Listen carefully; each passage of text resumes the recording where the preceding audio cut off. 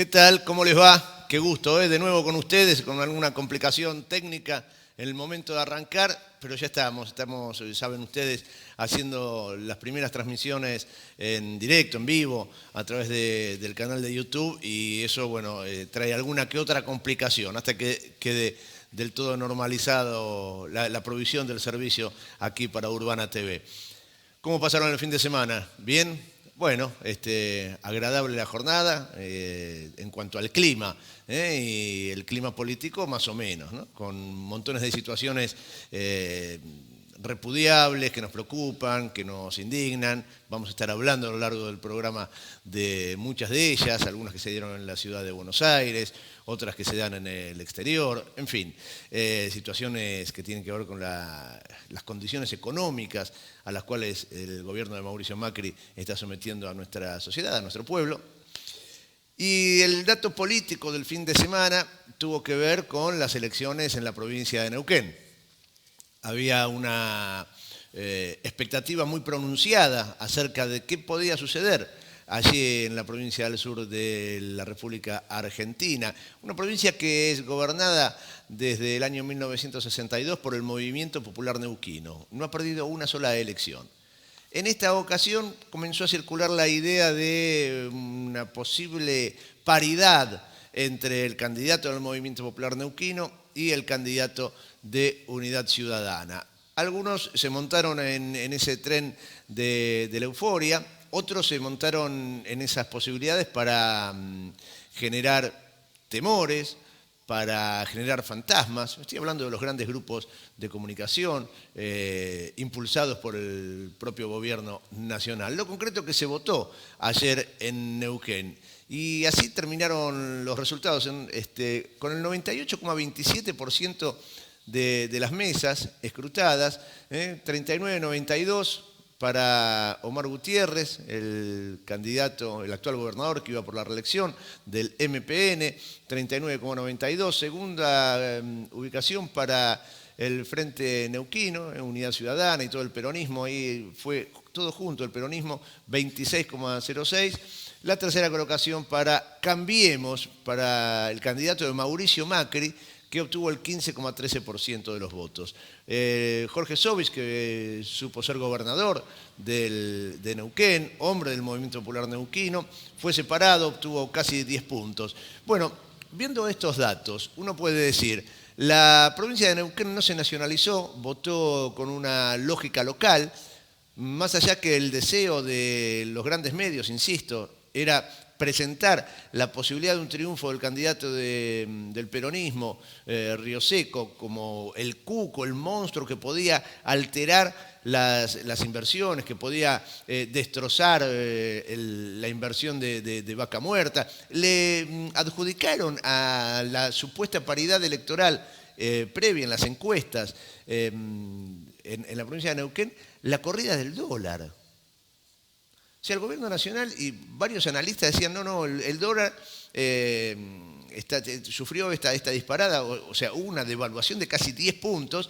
¿Por qué? Bueno, porque había chance de que ganara Río Seco. Todo mentira. La disparada del dólar, la de nueva devaluación, obedece a otras causas que nada tienen que ver con el clima político de la provincia de Neuquén. Los neuquinos y neuquinas ratificaron entonces una tendencia que es la de la gobernación local. Reitero, desde 1962 que el MPN gana esas elecciones. Pero, ¿qué pasa si hacemos un análisis más pequeño, más pormenorizado? ¿Qué pasó con el candidato de Macri? Porque hoy los grandes titulares del diario La Nación, del diario Clarín, toda la red oficiosa de medios hegemónicos, hablaban de una derrota de Cristina. O sea, ganó el Movimiento Popular Neuquino, perdió Cristina. Bueno, una cosa realmente tirada de los pelos, pero así la vendieron y así la siguen vendiendo a lo largo de todo el día, y a la noche va a ver usted en todos los programas de políticos, van a decir esto, ¿no? Perdió Cristina, ganó el Movimiento Popular Neuquino, perdió Cristina. Una cosa fantástica. Ahora, lo concreto es que el peronismo obtuvo la misma cantidad de votos prácticamente que obtiene históricamente en las elecciones para para la gobernación, sacó 2 puntos menos inclusive que en las de medio término del año 2017, pero el fenómeno del macrismo es llamativo. El candidato de Mauricio Macri, que se esforzaba por decir, no, yo con Macri no, ni lo llevó, no quería ni hablar de Macri, sacó 15 puntos, ¿sí? 15,13. En el año 2017, el candidato de Macri en esa provincia sacó 30 puntos. Y en el año 2015, cuando fueron las elecciones a gobernador, había sacado 26%. O sea, este es el dato político. Después, ¿cómo van a votar los neuquinos y las neuquinas en las elecciones presidenciales? Veremos. Lo cierto es que el ordenamiento local, el ordenamiento de la provincia, se mantuvo más o menos en los niveles habituales, salvo para el macrismo. Salvo para el macrismo, que tuvo del año 2017 al 2019 una pérdida de 15 puntos electorales. Ahí está entonces la ecuación en la provincia de Neuquén. ¿Respirarán aliviados ahora los analistas? ¿Dejará de haber zozobras económicas porque volvió a ganar el Movimiento Popular Neuquino, entonces Vaca Muerta no estará en peligro? ¿Ustedes qué creen? ¿Que con esto alcanza la estabilidad y la tranquilidad económica la República Argentina? No, ¿no es cierto? Bueno, hablando de la situación económica, hay un dato, un indicador que sirven muchos indicadores. Uno puede tomar diferentes datos estadísticos en distintos rubros, pero el tema de la salud es un tema central. Y el tema de los medicamentos sirve para dar una muestra clara de qué es lo que está pasando. Según un estudio, un análisis del Observatorio de la Salud y Medicamentos y Sociedad, de la COFA, señalan que hay una caída muy importante de venta de unidades en las farmacias, en el mercado farmacéutico. 4% menos de venta de productos farmacéuticos entre enero y octubre del 2018. 19, casi el 20% para los de venta libre y 2% para los de venta con receta. En los primeros 10 meses del año 2017, por ejemplo, se habían vendido 457.613 unidades. Perdón, estoy diciendo mal, 457.613.148 unidades, y en el año 2018 439.118.000 y pico. Bueno, la caída concretamente son 18.494.855 unidades menos se vendieron entre los primeros 10 meses del 2018 respecto del 2017. En cuanto a algunos medicamentos, por ejemplo, específicamente amoxicilina, el antibiótico amoxicilina tuvo una baja de casi el 8% en sus ventas entre el 2017 y el 2018, cerca de 422.000 unidades menos. La gente se habrá enfermado menos en el 2018. Con los ansiolíticos, con los antidepresivos, en fin, si uno va tomando el rubro que quiera dentro de la industria farmacéutica, todos han tenido unas caídas bestiales. Está bueno que se consuma menos medicamento, ¿no?, en una sociedad. Ahora, el dato, la pregunta, ¿se consumen menos medicamentos en la República Argentina porque tenemos una población más sana o porque no hay plata ni siquiera para los remedios? Vamos a cambiar de tema, nos metemos en la cuestión del Poder Judicial, de la cloaca de Comodoro Pi, el escándalo que se ventiló, que apareció, que salió a la luz y que involucra a Marcelo D'Alessio, este personaje oscuro vinculado a los servicios de inteligencia, íntimamente relacionado con el fiscal Stornelli, íntimamente relacionado con conspicuos periodistas, entre ellos Daniel Santoro a la cabeza. Bueno, en esa causa que está investigando el juez de Dolores, Alejo Ramos Padilla, empezaron a encontrarse montones de elementos, montones de elementos. Uno de ellos llevaba directamente al fiscal Juan Bidone. Juan Bidone es un fiscal que se ocupaba de delitos complejos de la localidad de Mercedes, en la provincia de Buenos Aires, que aparece involucrado en su relación con Marcelo D'Alessio, y es tan fuerte su cercanía con este hombre que está detenido, con Marcelo D'Alessio, que el procurador de la provincia de Buenos Aires lo desplazó, lo apartó al fiscal de Mercedes, Juan Bidone. ¿Por qué lo desplaza el procurador Julio Contegrán? Bueno, porque considera que intercambió información con D'Alessio, hombre que se identificaba, entre otras cosas, como agente de la DEA. Bidone, fue allanada la casa de Bidone el día viernes, y hay que destacar que no es cualquier persona Bidone. Es el fiscal que llevó a cabo la investigación, la primera investigación por el triple crimen de General Rodríguez, vinculado al tráfico de efedrina. Esa noticia, que en su momento conmovió a la República Argentina, estuvo íntimamente ligada con el proceso electoral en nuestro país. Recuerden ustedes la causa de la efedrina, en la cual quedó involucrado Aníbal Fernández, ¿sí?, el exministro de distintas áreas del gobierno de Cristina Fernández, y que se había presentado como candidato a gobernador en la provincia de Buenos Aires en las elecciones del 2015, en que perdió por estrecho margen a manos de María Eugenia Vidal. Pero pierde la elección en el marco de una feroz campaña de difamación para con su persona. Lo involucraban directamente con el narcotráfico, en una noticia que con el correr de los años quedó demostrado que era falsa, inventada, porque así lo declararon los testigos que atestiguaron en ese momento en contra de Aníbal Fernández. Y que después dijeron, no, bueno, fue una operación, a mí me agarró la nata, me agarró Carrió, ¿se acuerda de todo eso, no es cierto? Testigos declarando en la casa de la diputada Elisa Carrió, la nata inventando pruebas. Bueno, todo eso, que fue una noticia falsa muy impactante, muy fuerte, y que, reitero, estuvo íntimamente ligada al proceso electoral, incidió de manera determinante en el proceso electoral, tanto esa noticia como la de la muerte, el suicidio del exfiscal Alberto Nisman. Fueron los dos ejes, los dos puntos centrales donde se montó la campaña de desprestigio de los candidatos del macrismo en ese momento contra los candidatos del kirchnerismo. Bueno, este hombre, Bidone, este fiscal, fue el que investigó en primera instancia esa causa. Ahora trasciende la vinculación, la relación que tiene con Marcelo D'Alessio.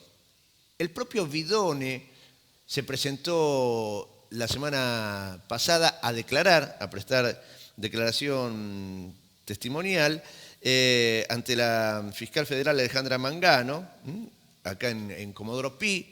Declaró de manera espontánea y contó allí que se conocían con Marcelo D'Alessio desde hacía varios años e intercambiaban información. A confesión de parte, relevo de pruebas, bueno, el procurador Contegrán lo desplazó a este fiscal Bidone. Esta semana va a ser muy movida con el caso este. El caso de D'Alessio, de Stornelli, de Bonadío, es realmente muy trascendente, muy importante para la vida democrática de nuestro país. Entender cómo funcionan estos mafiosos, estos delincuentes, porque esos son extorsionadores, que están haciendo cualquier cosa con el Poder Judicial.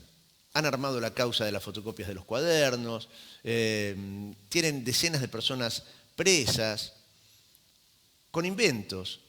Fíjense, sin ir más lejos, el exministro de Planificación y diputado con mandato, ahora le sacaron los fueros y por eso está preso, estoy hablando de Julio De Vido. En la causa en la que ahora está preso Julio De Vido, el denunciante fue Marcelo D'Alessio, que dijo, bueno, me llegaron a mí unos materiales a mi estudio, está en duda de que sea abogado y el tipo se presentaba así, es realmente escandaloso y muy preocupante, es muy serio. No es un escándalo del mundo del espectáculo, no. Es un escándalo que tiene que ver con la vida democrática de nuestro país y que nos atraviesa y nos debe interesar a todos, nosotros y nosotras, ¿sí?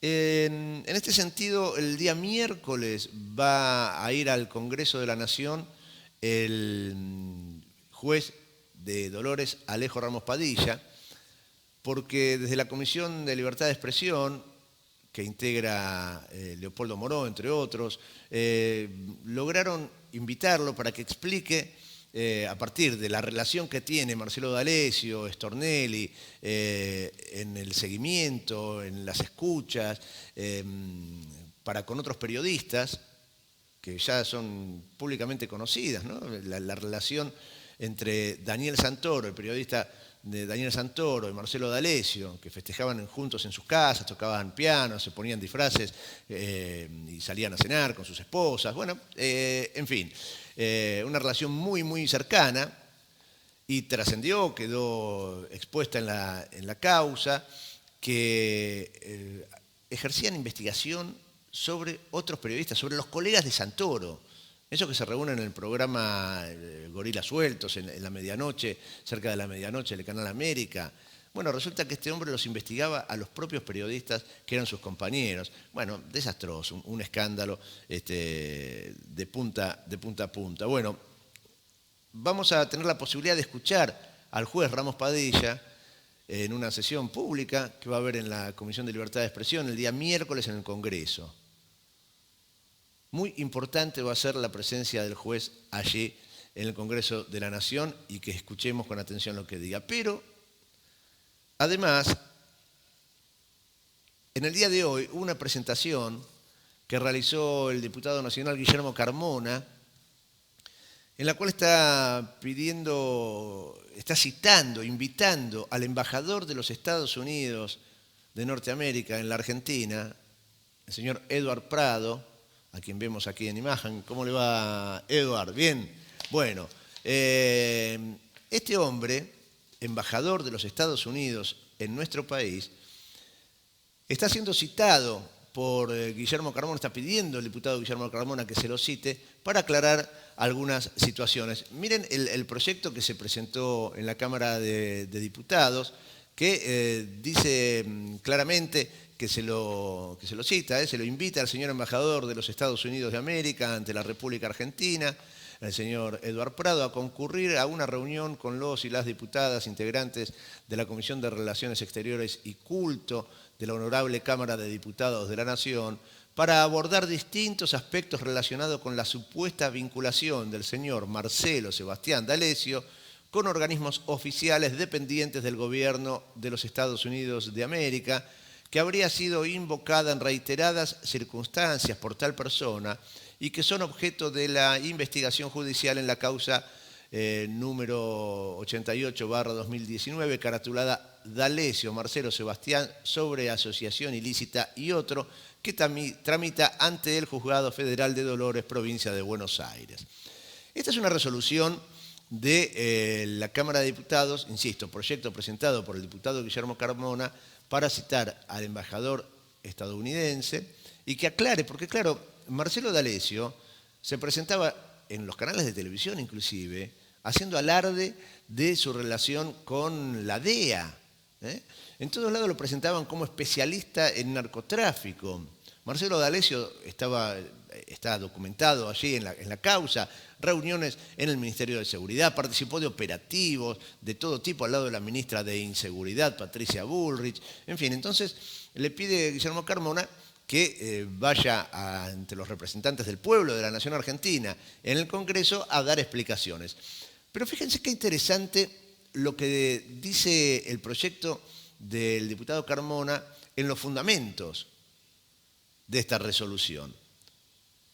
Apela a algunas declaraciones del propio embajador estadounidense.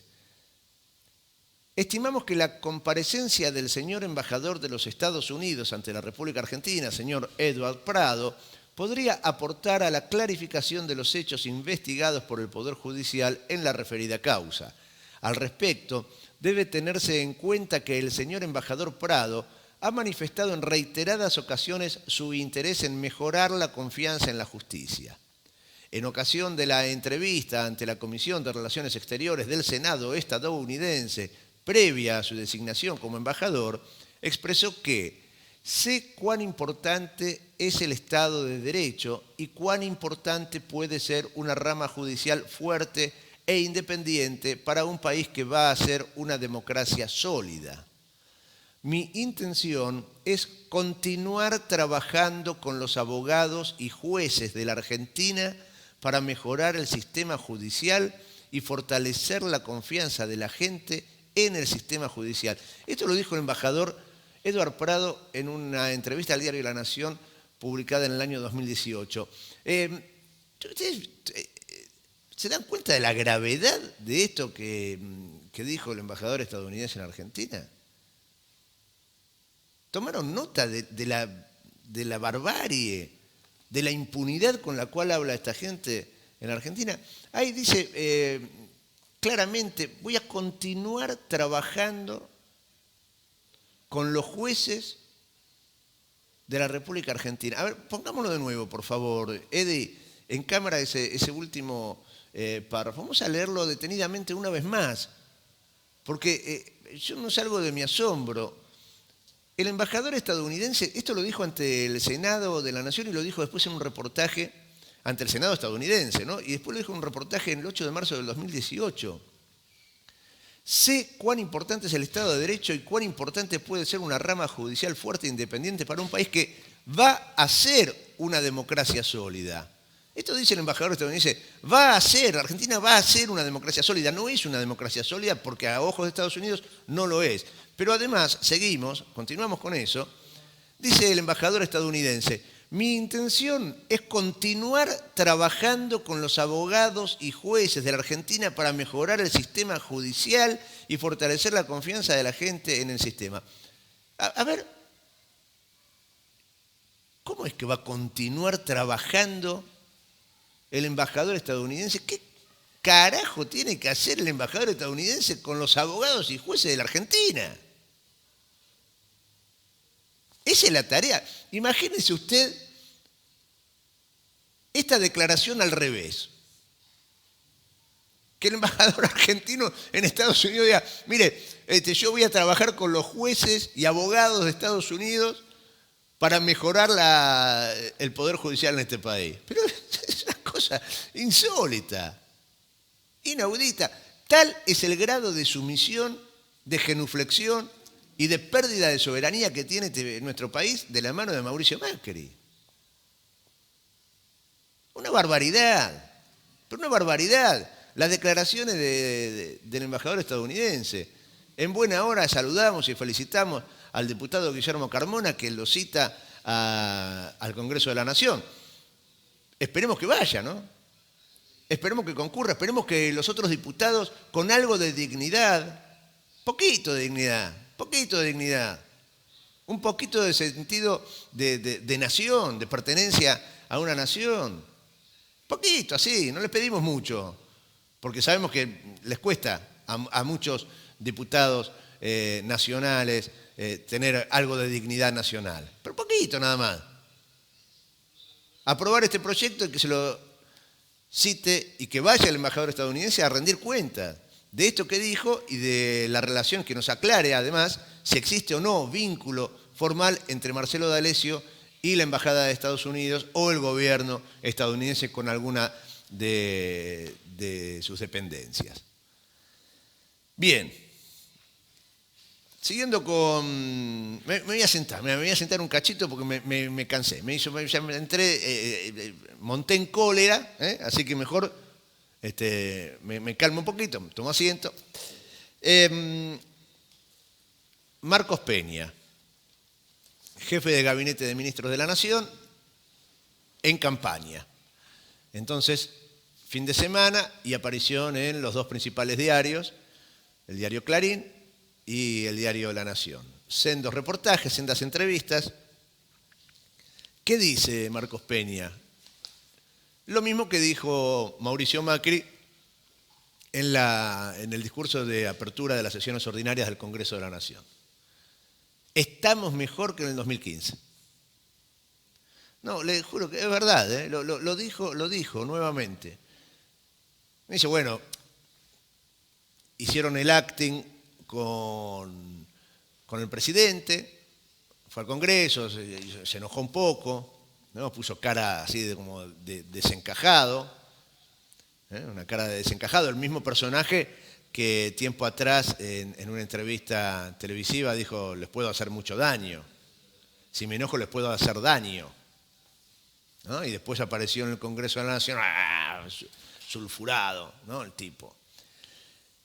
Y dijo esa serie de barbaridades que le escuchamos, que tuvimos que tolerar. Dijo que estábamos mejor que en el 2015, que se habían creado 700.000 puestos de trabajo. Bueno, ahora Marcos Peña dobló la apuesta.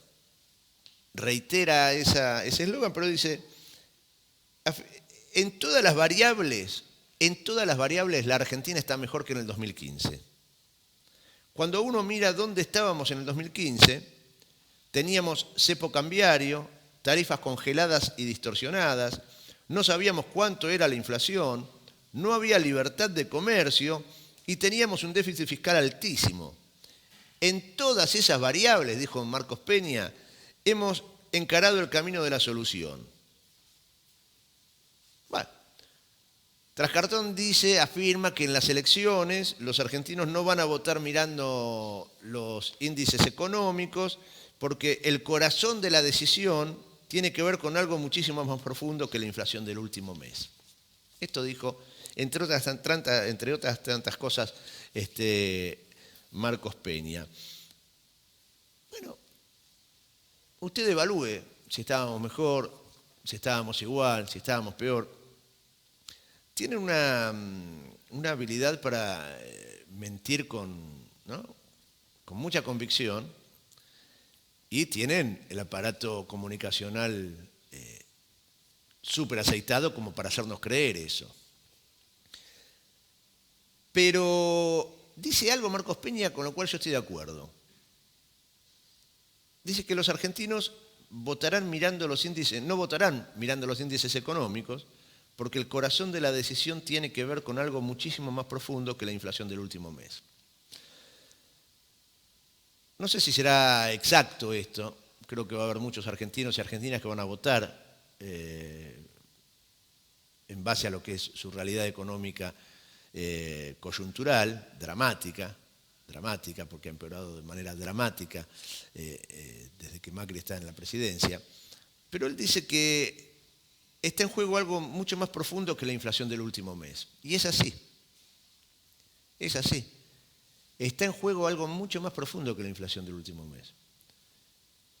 El macrismo lo tiene claro, la derecha argentina lo tiene claro, y es importante que el conjunto del pueblo tenga claro que lo que se vota este año es mucho más profundo que la inflación del último mes. Está en juego ni más ni menos que el destino de este país. O se consolida un programa, un proyecto de país excluyente, para pocos, con mucho sufrimiento, con pérdida de derechos. Todas frases que usted ya me ha escuchado decir infinidad de veces, casi todos los días a lo largo de los últimos 3 años con el noticiero, sin lugar a dudas. Pero que son reales. Eso es lo que está en juego. Está en juego la soberanía, la dignidad, la libertad, todo eso está en juego. Hay un proyecto que quiere y pretende tener un país para muy pocos, que se enriquezcan a costa del esfuerzo, el sacrificio de millones de argentinos.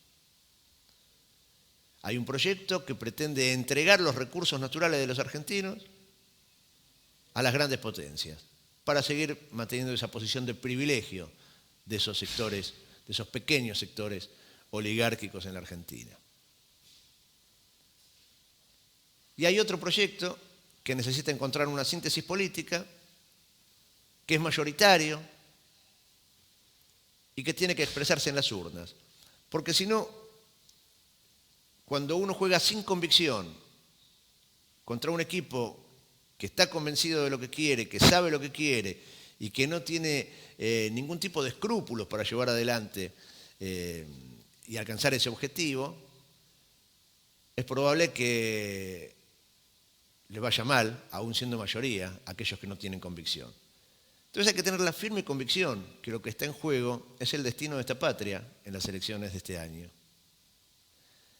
Y que ese destino tiene tan solo como botón de muestra la inflación de estos años y el aumento constante de la desocupación y del sufrimiento de nuestro pueblo.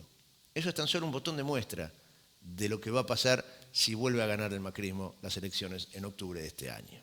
Así que coincido con Marcos Peña, con mi tocayo. Está en juego algo mucho más profundo que la inflación del último mes. Está en juego ni más ni menos que el destino de la patria. Bien, siguiendo con las mentiras, a las cuales nos tiene acostumbrado el macrismo, los invito a que veamos y escuchemos este material del gobierno de la ciudad. Algunos docentes, vecinos, vecinas me siguen preguntando si es verdad que vamos a cerrar escuelas en la ciudad. La respuesta es clara y se la dije personalmente a las rectoras, a los representantes gremiales cuando nos juntamos a principio de año. Nosotros no vamos a cerrar ninguna escuela y el 6 de marzo van a iniciar las clases los más de 1000 establecimientos educativos que tenemos en la ciudad, incluidas todas las escuelas nocturnas. Lo repito, el 6 de marzo empiezan las clases en todas las escuelas nocturnas de la ciudad. Ningún docente se queda sin trabajo. Y además tenemos abierta una mesa de diálogo para seguir transformando los planes de estudio, mejorar la calidad educativa y así garantizar un mejor futuro para nuestros chicos y chicas. Nosotros no cerramos escuelas, nosotros las abrimos. En estos últimos 10 años de gobierno construimos 54 escuelas y en este periodo otras 54. 30 de las cuales tienen sala de 3 años. ¿Por qué le pusieron un cartel que decía mentira ahí a la ministra? Qué malos que son, che. Mentira grande, le pusieron un cartel así. No sean malos. ¿Quién fue? Eddie, Darwin, Fernando, ¿quién le puso eso? Ah, que es verdad que es mentira. A ver, déjenme leer un cachito. El PRO gobierna desde el año 2007. ¿Sí? 11 años y pico, vamos a cumplir 12 años cuando termine este mandato de Rodríguez Larreta. De acuerdo a los datos que envió el gobierno, tomando el periodo 2016, hasta el 2016, desde el 2007 al 2016, durante la gestión de Macri como jefe de gobierno se construyeron 54 escuelas. 2007-2016.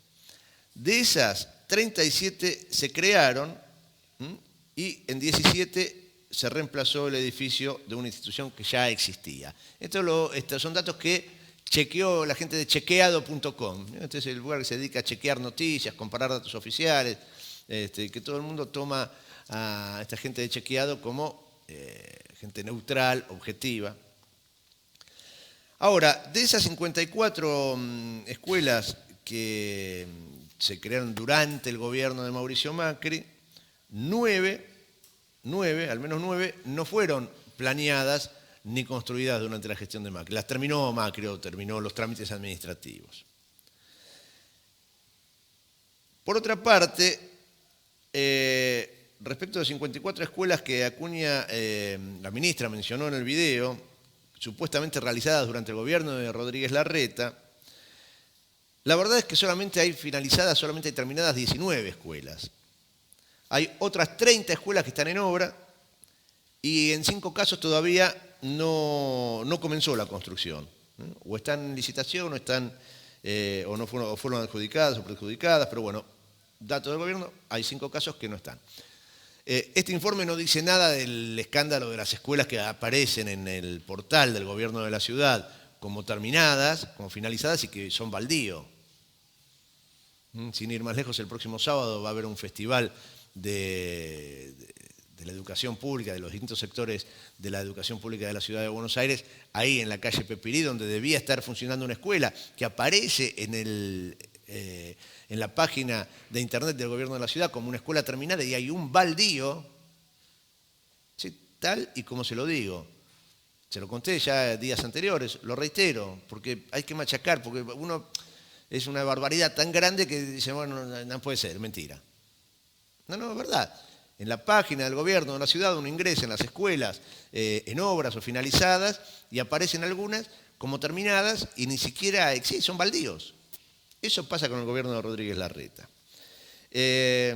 Bueno, 30 de las escuelas comprometidas son de educación inicial. 30 que hay 19 finalizadas, 30 que están en obra y 5 que todavía están en proceso de licitación de la gestión Rodríguez Larreta.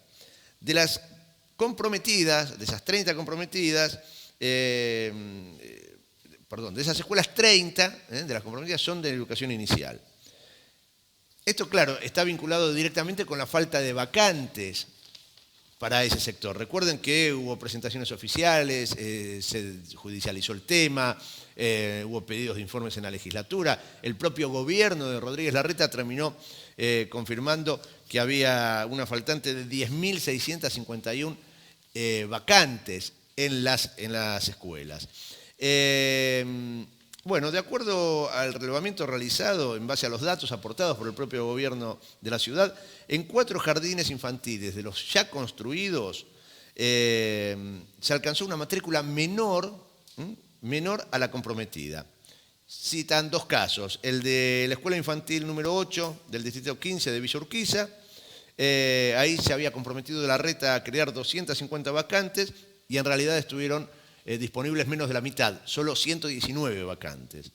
El Jardín de Infantes Integral número 3 del distrito 15 de Saavedra, el gobierno prometió 150 vacantes y solo hay 78.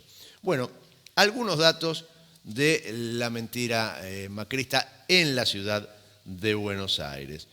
Otro que está mintiendo, pero ya de manera internacional, pues se fue de gira, es el ministro Duhovne. ¿Lo tenemos al ministro Duhovne hablando? ¿Sí? Veámoslo. No. Pero la gente necesita saber cuál es el horizonte. En su idea, para no hablar de pronóstico, en su idea, ¿cuándo va a empezar la reactivación? ¿Cuándo la inflación va a bajar? ¿Cuándo, digamos, va a haber una sensación mejor de la situación económica para la gente común, ¿no?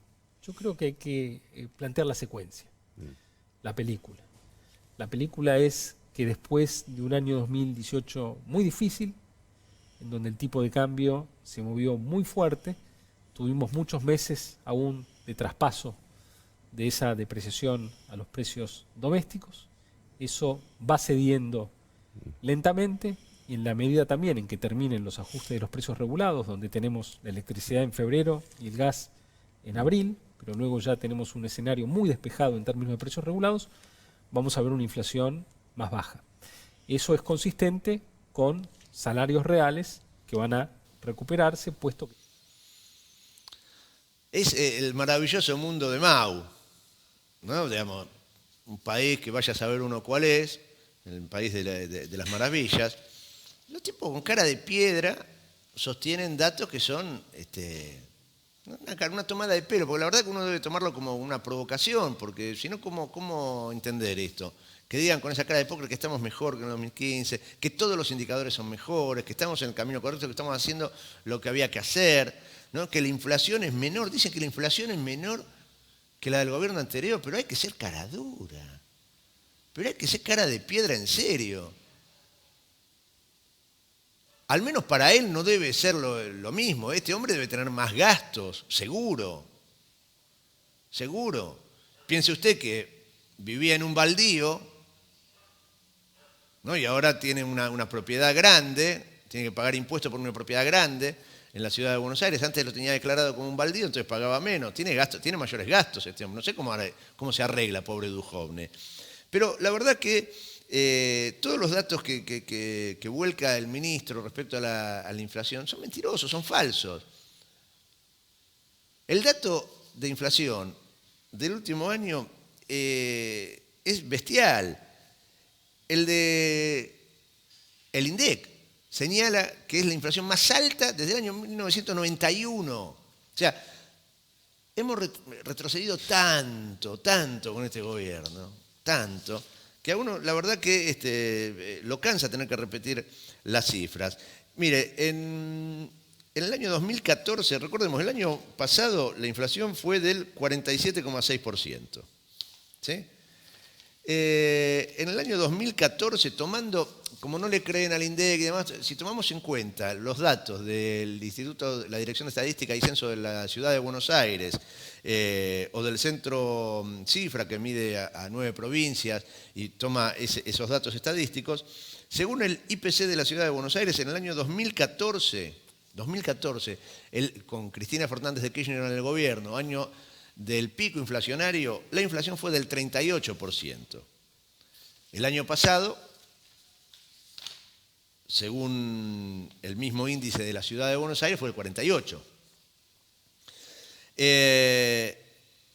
Si uno toma el periodo de los 3 gobiernos kirchneristas, ¿sí?, y lo mensualiza y hace un promedio del mandato de Néstor Kirchner, los 2 mandatos de Cristina y el de Macri, lo que va de Macri, se va a dar cuenta que la inflación promedio con Néstor Kirchner fue del 0,9% mensual. La primera gestión de Cristina, la inflación promedio fue del 1,6%. En la segunda gestión, el segundo mandato de Cristina, la inflación promedio mensual fue del 2,7%. Del 2,1%, perdón, 2,1%. Y en lo que va del mandato de Mauricio Macri, el promedio mensual es del 2,7%. Todos datos oficiales de fuentes cercanas al gobierno, o sea, no pueden sostener un solo dato real contrastado contra los números oficiales, ni siquiera estoy hablando de números dibujados o realizados o investigados por sectores de la oposición, ¿no? Con los datos oficiales alcanza para desmontar cualquiera de las farsas que nos quiere contar el gobierno de Mauricio Macri o el de Rodríguez Larreta. Y miren, más datos. Garbarino, una de las principales tiendas de electrodomésticos del país, que él empezó a agregar además viajes, turismo, en fin. Bueno, trabaja Garbarino desde el año 1951 en la Argentina. Y ha tenido un crecimiento constante, sostenido, tuvo momentos de esplendor, abrió y se expandió por todo el país. Tiene, no sé si por acá tengo, 152 sucursales. 152 sucursales, 4.300 trabajadores.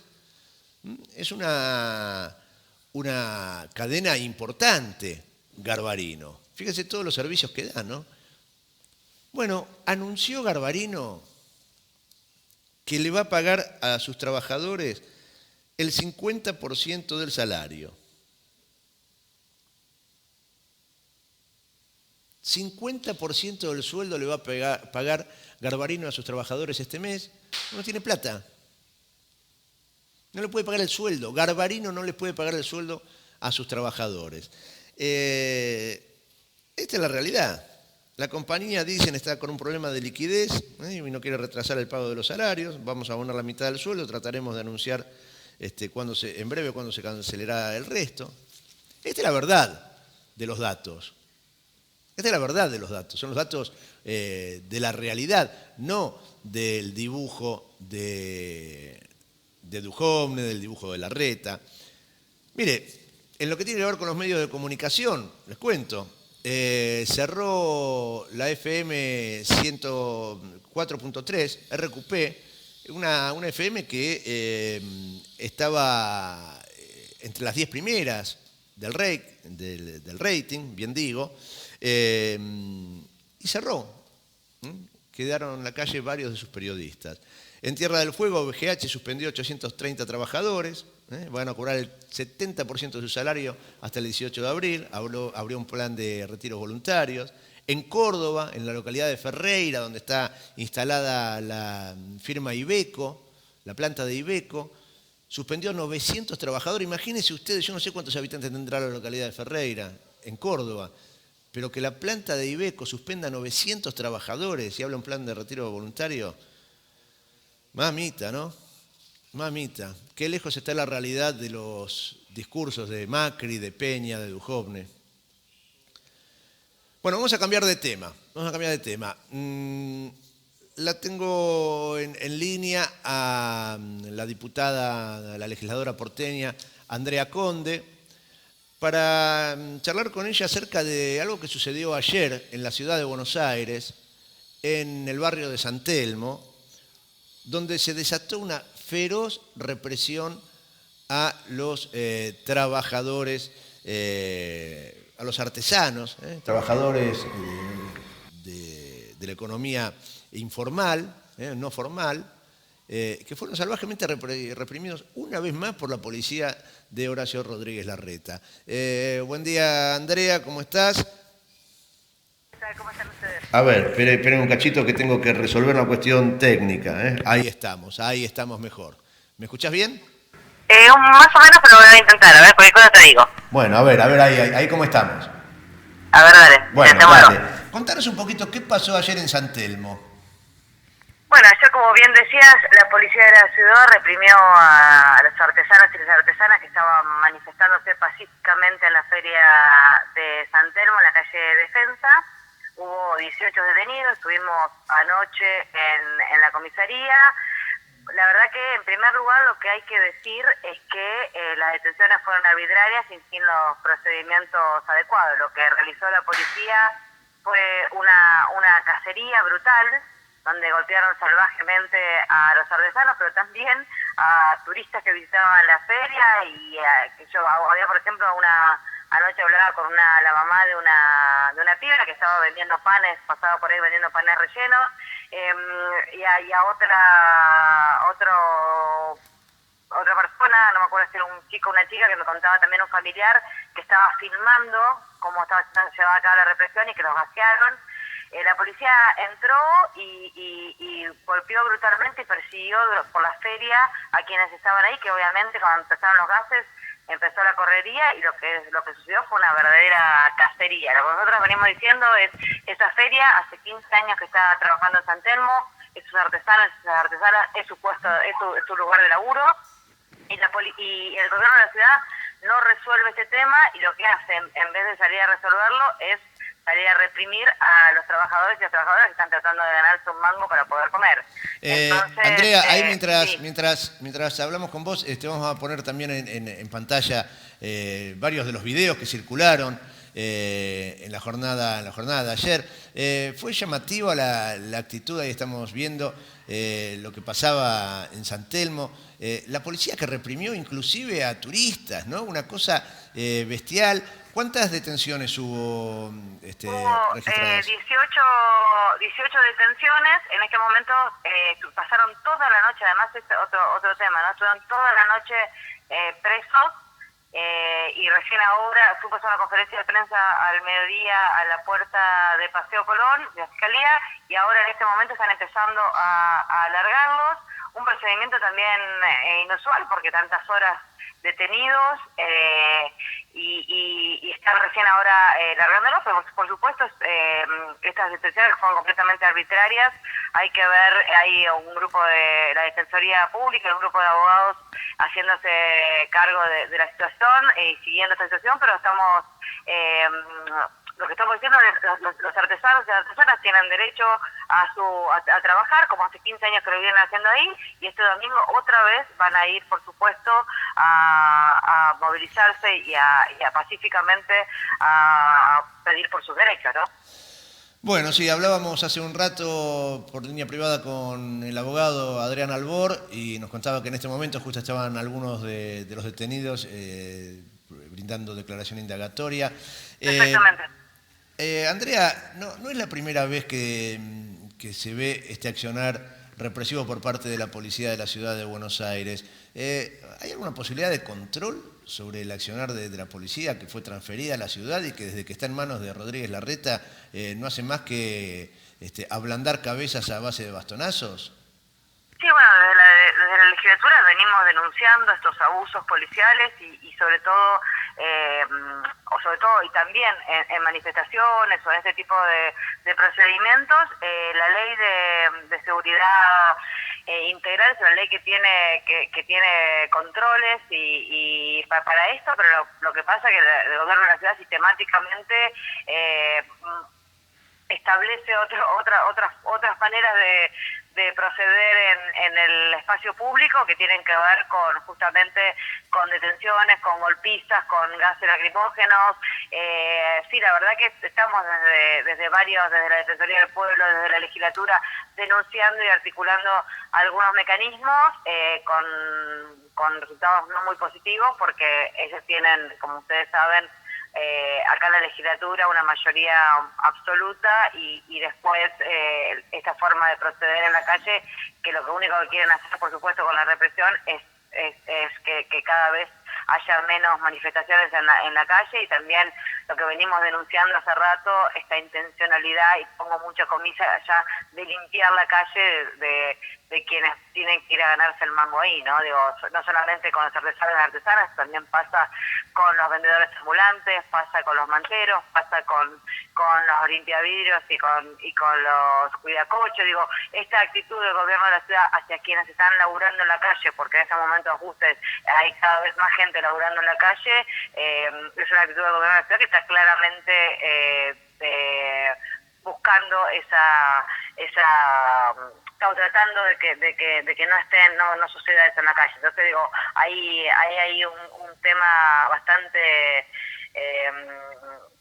me parece que tiene mucho que ver con la búsqueda de este gobierno, y que hay que salir a denunciarlo y hacer algo porque es indignante, ¿no? Bueno, gracias Andrea por la comunicación y por darnos un panorama de cuál es la situación. Me imagino que esto lo tratarán el jueves en la sesión de la legislatura, y esperemos que salgan en libertad prontamente los artesanos detenidos. Sí, este jueves vamos a hacer un repudio acá en la legislatura, y además un pedido de informe para que, como las detenciones fueron arbitrarias y los procedimientos estuvieron todos mal, vamos a hacer un pedido de informe para que el gobierno de la ciudad responda y la policía sobre cómo se lleva adelante el procedimiento. Bueno, gracias por la comunicación con Urbana TV. Nada, de nada, hasta luego. Un beso. Bueno, ahí pasaba Andrea Conde. Recién veíamos en el final, y les voy a pedir, Edi, que me pongas nuevamente al aire, dos fotografías. Primero hay una fotografía de lo que sucedió ayer, donde se ven unos muñecos, unas esculturas. Ahí están, fíjense ustedes, ahí en una de las plazas, una de las esquinas de San Telmo. Esta fue una buena iniciativa del gobierno, de poner en todo ese sector personajes de historietas, ¿no? Famosos, que realmente quedan lindos en las esquinas. Y en esa esquina creo que es Defensa, sí, Defensa, no me acuerdo la otra, que corta, está el banco donde está sentada Mafalda. Mafalda es uno de los personajes emblemáticos de la historieta argentina, acompañada ahí por Susanita y Manolito. Y ver esa imagen de la policía con sus escudos rodeando a los personajes, lo primero que me hizo recordar fue a esa otra placa que veíamos recién de Mafalda, que fue escrita en la década del 60, esto, ¿no? Quino puso ahí, ven, este es el palito de apoyar ideologías. Qué anticipación, ¿no es cierto? O en realidad no es anticipación, es que parece que siempre es lo mismo, ¿no? Parece que siempre es lo mismo. Nefasto el accionar de la policía de la ciudad de Buenos Aires al mando de Rodríguez Larreta, ahora de Diego Santilli, que es el que está encargado de la conducción directa de la fuerza. Media tarde en San Telmo, lugar turístico por excelencia de la ciudad de Buenos Aires, explotado de turistas. Primero, después se preocupan, a mí me causa gracia, porque después se preocupan por los cortes de calle, dicen los piqueteros, afean la ciudad, ¿no? Y tipo van y los matan a palazos, los meten presos, gasean a los turistas. Bueno, qué bárbaro, qué bárbaro. Donde está muy mal la cosa también es en Venezuela. El imperio no deja de utilizar cuanto medio esté a su alcance para concretar el golpe de Estado sobre el gobierno popular. el gobierno bolivariano, el gobierno de Nicolás Maduro. Fracasada que fue la intentona del 23 de enero de ingresar, del 23 de febrero, perdón, de hacer ingresar a la supuesta ayuda humanitaria de los Estados Unidos, una ayuda alimentaria, porque los venezolanos están con una crisis tan grande que no pueden comer, entonces inventaron eso para ingresar con camiones y fuerzas armadas desde Colombia, desde Brasil, y no pudieron hacerlo. En aquella jornada en la cual se prendieron fuego un par de camiones, que fueron denunciadas las Fuerzas Armadas Nacionales Bolivarianas, de prender fuego la comida que le mandaban, ¿no? los solidarios norteamericanos. Bueno, ayer mismo el Times mostró un video en el cual queda el New York Times, diario estadounidense, no es chavista, ¿eh?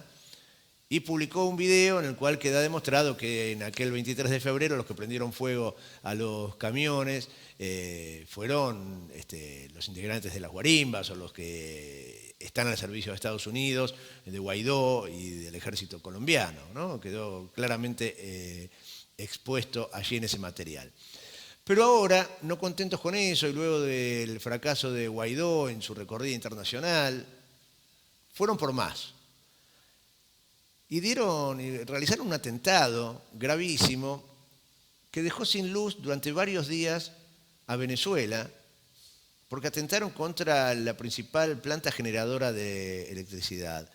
En la noche de ayer vamos a ver unas imágenes, una recorrida por las calles y los distintos barrios de Caracas, donde lentamente iba volviendo la energía eléctrica, donde iba retornando la energía eléctrica, en una recorrida que hace nuestro colega Marco Teruggi por las calles de distintos barrios de Venezuela. Ahí estamos viendo lo que pasaba anoche en Petare.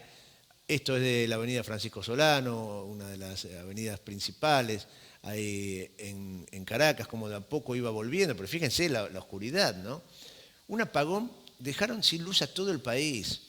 Los salvajes estadounidenses, los inescrupulosos oligarcas venezolanos fueron capaces de hacer esto y después publicar en todos los diarios y todos los medios del mundo que el régimen de Maduro es tan salvaje que no puede sostener la energía eléctrica y que el deterioro es pronunciado. Bueno, fueron víctimas de un atentado. Hubo gente que se murió en los hospitales porque no había electricidad, porque no les importa a la gente, no les importa el pueblo. Lo único que quieren es apropiarse del oro, del petróleo, del gas, de las riquezas de Venezuela. Vamos a escucharlo a Marco Teruggi en un informe desde Caracas en la noche de ayer. Sábado 9 de marzo. Nuevamente Caracas, que está a mis espaldas, el país está en gran parte a oscuras. Esta es ya la tercera noche que estamos peleando para que vuelva la luz al país.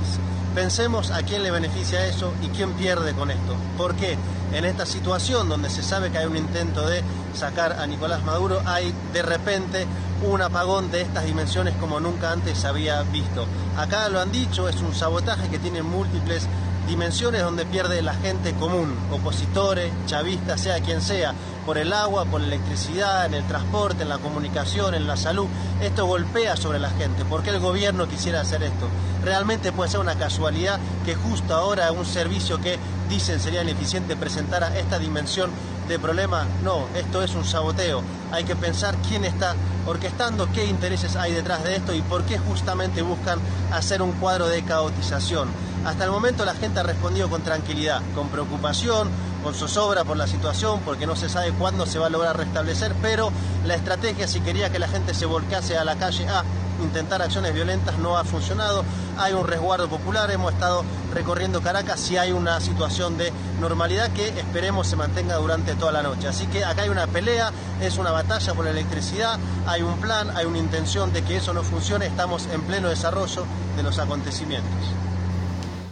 Bueno, muy completo el informe de Marco Teruggi dando en la tecla. ¿A quién le conviene esto, no?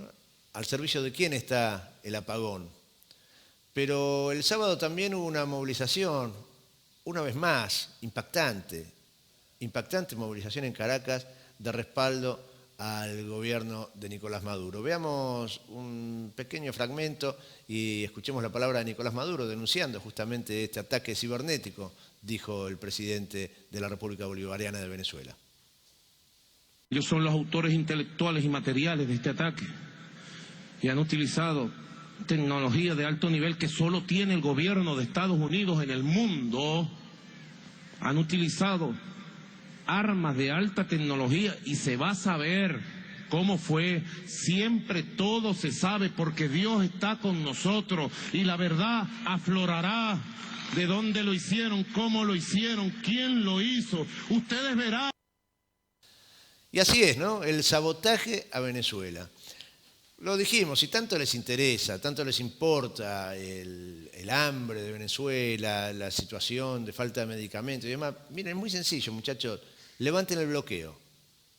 Levanten el bloqueo, dejen que Venezuela comercie libremente con todo el mundo y van a resolver gran parte de los problemas. Dejen de sabotear las plantas generadoras de electricidad y va a haber menos gente que se muera, y más gente pasándola bien en ese país. El imperio no tiene límites, el imperio no tiene límites. Y ver aquí y escuchar aquí a los genuflexos que hablan de la tiranía de Maduro, de la dictadura de Maduro, y son incapaces de hacer alguna mínima mención al atentado salvaje que llevaron adelante contra las plantas generadoras de electricidad, la verdad que a uno le revuelve las tripas. Miren, nos queda el resumen de los goles de ayer, del fin de semana en realidad, de la fecha del fin de semana, y lo tenemos ya en el estudio al arquitecto Gustavo Cañaveral, que nos trae algunas informaciones, algunas novedades acerca de lo que está pasando con el proceso de reurbanización del barrio Padre Carlos Mujica, que se está llevando adelante y bueno, que en esta semana va a tener un hito, pues va a empezar a funcionar una mesa técnica para ir siguiendo el proceso de reurbanización. Así que lo invito a Gustavo a que se acerque aquí al estudio para que nos dé algunas precisiones, para que nos cuente brevemente cómo está esta situación que va a comenzar esta semana. Gustavo, venite nomás, pasá ahí, va a cruzar por delante de cámara, ahí, cruzate, venite ahí, ahí todo lo que no hay que hacer en la televisión, pero bueno, no importa. ¿Cómo estamos? Contanos un poquito. Bien. ¿Qué es lo que pasa esta semana? Bueno, como no sé si se sabe, pero en realidad hay una ley de urbanización para todos los que nos están escuchando ahora ya en otra instancia mucho más masiva. La ley de urbanización o reurbanización del barrio Carlos Mujica se aprobó el 13 de diciembre del 2018. Se publicó el 12 de enero y esta semana se está cumpliendo entonces los 60 días de esa fecha de publicación para que empiece a funcionar una mesa técnica que es de alguna manera un consejo que va a monitorear o tendría que tomar decisiones y saber y poder continuar reclamando o haciendo que la ley se cumple. De esto se trata, de cómo la ley se pueda cumplir sin ningún problema. ¿El consejo integrado por quiénes? El consejo está, bueno, la ley es la 6.129 para los que quieran entrar a buscar allí en los portales de la legislatura. El artículo 6 habla de un consejo de gestión participativa del proceso de reurbanización del barrio Padre Carlos Mujica, el CGP. A partir de ahora vamos a hablar de un CGP como un nuevo título a estas actividades que pasan en el CGP. Bueno, el CGP se reúne esta semana. ¿Quién lo forma parte? El cuerpo de consejero del barrio Padre Carlos Mujica. Y esto es importante porque entonces toda la representación política histórica que tiene el barrio tiene un lugar aquí. Los 11 consejeros. 11 consejeros que representan a los delegados, son electos por los delegados de cada uno de los sectores. Exacto. Recordemos que en la 31, para quienes nos escuchan por ahí nos ven por primera vez, tiene 10 barrios. De los 10 barrios hay 2 consejeros por este barrio donde está el canal, que es el barrio Güemes, y 1 por el resto de los barrios, con lo cual se forman los 11. Esos van a estar entonces en este CGP. Los segundos que van a estar es un representante de la Defensoría del Pueblo de la Ciudad, del doctor Alejandro Amor. allí va a mandar sus delegados. Un representante del Ministerio Público Tutelar, un representante del Ministerio Público de la Defensa, y después la legislatura. Vienen los representantes de la presidencia y vicepresidencia primera de las comisiones de vivienda y de planeamiento urbano de la legislatura. Así que hay una representación política. Y eso empieza a funcionar esta semana. Este jueves, perdón, no terminé, para que terminó políticamente. Sigue. Los comuneros, por primera vez aparecen entonces en la 31, en una mesa, la Comuna 1, el presidente de la Junta Comunal de la Comuna 1 y un representante de la primera minoría y el presidente de la Comuna 2, así como un representante de la autoridad de aplicación, que en este caso es la Secretaría. ¿Quiénes son invitados a participar? Aparte de esto, estos son funcionarios, digamos. Son invitados al CGP, un representante de la Agencia de Administración de Bienes del Estado, es un organismo nacional, un representante de la Facultad de Arquitectura de la Universidad de Buenos Aires, un representante del Centro de Estudio de Acción por la Igualdad, el CEAPI, y un representante de la Asociación Civil por la Igualdad y la Justicia, ACIG. Esta es la información para este jueves. Se están convocando a los representantes. Ahora, todo ese consejo, ¿qué es lo que va a hacer? ¿Qué es lo que tiene que hacer? ¿Cuál es la tarea de ese consejo? Bueno, tendrán las competencias que va a tener, son las recomendaciones sobre la planificación y el desarrollo del proceso, el monitoreo, y a su vez el Estado va a tener que informar una vez por mes todas las actividades que hagan y de alguna manera la planificación de lo que falte, las obras, el resultado de las relocalizaciones. La planificación no está hecha, ¿no? El gobierno avanzó sin consultar prácticamente a nadie. ¿Vos creés que va a consultar a eso? ¿Le va a informar una vez por mes? Yo creo que sí, seguramente va a informar una vez por mes. Ya hay muchas cosas que sabés que se decidieron sin esto. Hoy queda una parte más que tiene que ver con el proceso de relocalización, qué va a pasar con las viviendas, qué va a pasar con los inquilinos. Hay una serie de preguntas que el barrio seguramente tiene que hay que empezar a preguntar, porque el cumplimiento de la ley ahora es una ley en la cual salió en diciembre, que está, y bueno, conocerla sería uno de los temas para tomar las cosas positivas de esa ley y ver qué cosas no están todavía claras, como ser la parte de pago, qué va a pasar con los inquilinos justamente, y cómo están llevando a cabo el proceso final de lo que tiene de la escrituración del barrio, porque para la escrituración hay que hacer una serie de relevamientos, de información previa técnica, de diagnóstico también de cada casa que está faltando, con lo cual hay muchas más dudas, te diría, y preguntas que tendría esta mesa que poder evacuar, hacerlas. ¿Y vos crees que las escrituraciones, por ejemplo, el gobierno de la ciudad va a querer avanzar en las escrituraciones antes de expulsar más gente del barrio o después?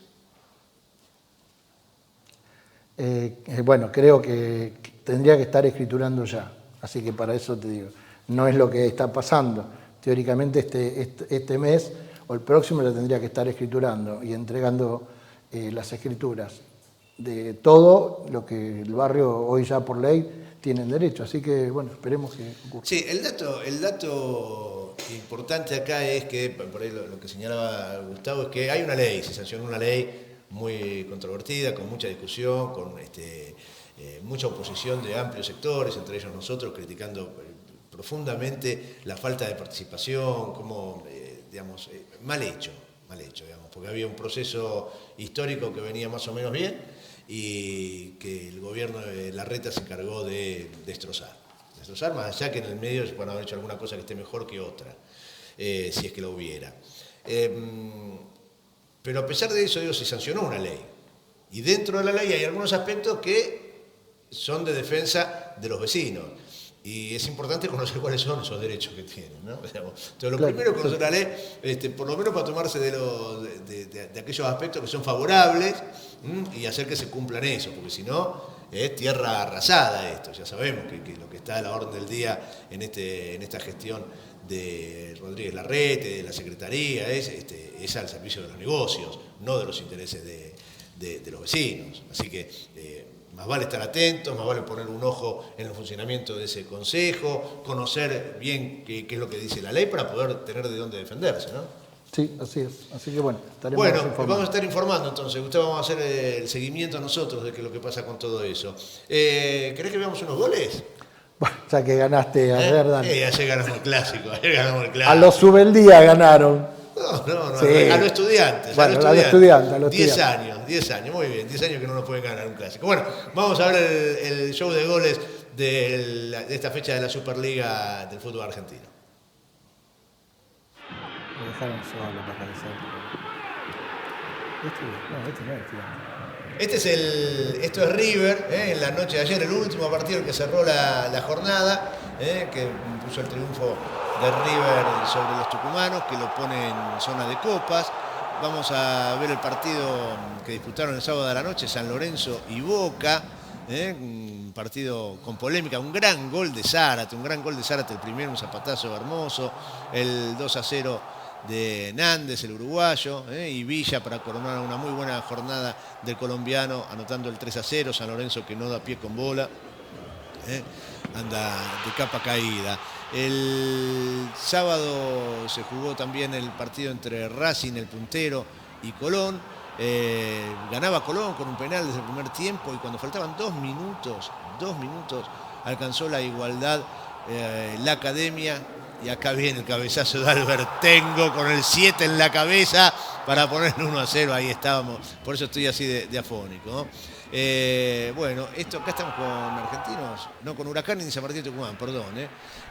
Muy buen gol el primero de San Martín de Tucumán, una muy buena jugada. Alcanzó la igualdad de Huracán y después en el segundo tiempo vino la debacle, un Huracán que de la mano de Mohamed no logra ganar, ya lleva 6 partidos sin victoria, ni que hablar de San Lorenzo, ¿no? San Lorenzo con Almirón viene barranca abajo, no logra ganar un solo encuentro. Nos metemos en el encuentro entre Independiente y Aldo Civi, buena victoria de Independiente, logró ganar con autoridad y se mete de nuevo en zona de Copa Sudamericana con este resultado, se había quedado preocupado luego de la derrota con Gimnasia hace un par de fechas atrás, pero bueno, parece haber enderezado el rumbo finalmente Holland con su Independiente y ahora está en zona de Sudamericana. Bueno, breve resumen de goles. En el final, despidiéndonos, Gustavo, hoy es 11 de marzo. 11 de marzo. Día histórico porque en el año 1973, un día como hoy, se votaba en la República Argentina y quedaba consagrada la victoria de Héctor J. Cámpora, el tío. Cámpora, que era el representante del general Juan Domingo Perón, aquel Juan Domingo Perón, el máximo líder político de la historia argentina, el máximo líder popular de nuestra historia, y que había sido derrocado en el año 1955 y mandado al exilio. 18 años de proscripciones terminaban ese día 11 de marzo de 1973, porque en el medio hubo elecciones, pero sin que se pudiera presentar Perón. El pueblo quería votar a Perón y la oligarquía no lo dejaba a través de las Fuerzas Armadas. Estaba proscripto. El principal partido, el principal movimiento político de la Argentina no se podía presentar a elecciones. Bueno, eso terminó el 11 de marzo de 1973 con la victoria del Frejuli, el Frente Justicialista de Liberación. Héctor Cámpora, Vicente Solano Lima era la fórmula que se consagraba aquel día. Nosotros nos despedimos agradeciéndole su compañía y dejándolos con este recuerdo de aquel día histórico, de esa jornada histórica para nuestro país. Que tengan una bella tarde y mañana nos encontramos como todos los días a las 13:30 aquí desde el barrio, el noticiero de Urbana TV, primer canal villero de la patria. Pásenla bien.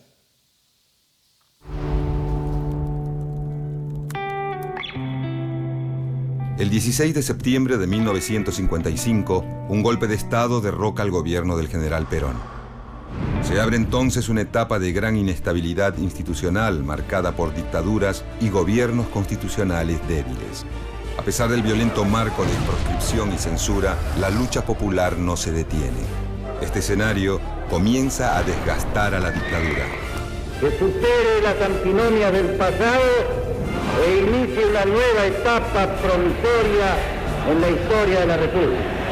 En 1972, Perón regresa al país. Una cláusula ideada por la propia dictadura le impide presentarse como candidato a presidente. Juan Domingo Perón instó al país a apoyar a los candidatos del Frente y del Partido Justicialista, Cámpora, Solano Lima. Después de años de prohibiciones, en 1973, el justicialismo puede participar de un proceso electoral. Durante la campaña presidencial, las organizaciones políticas de la juventud alcanzan enorme vitalidad y suman una gran cantidad de nuevos militantes a sus filas. Una verdadera multitud se ha hecho presente aquí en el estadio del Club Independiente en Avellaneda para asistir al cierre de la campaña del Frente Justicialista de Liberación. Finalmente, el 11 de marzo de 1973, hace 40 años, la fórmula Cámpora-Solano-Lima se impone con casi el 50% de los votos. Luego de 18 años de lucha, proscripción y derramamiento de sangre, el peronismo vuelve al poder. Me parecía que tenía que estar justo a mis compañeros villeros en este momento de alegría del pueblo.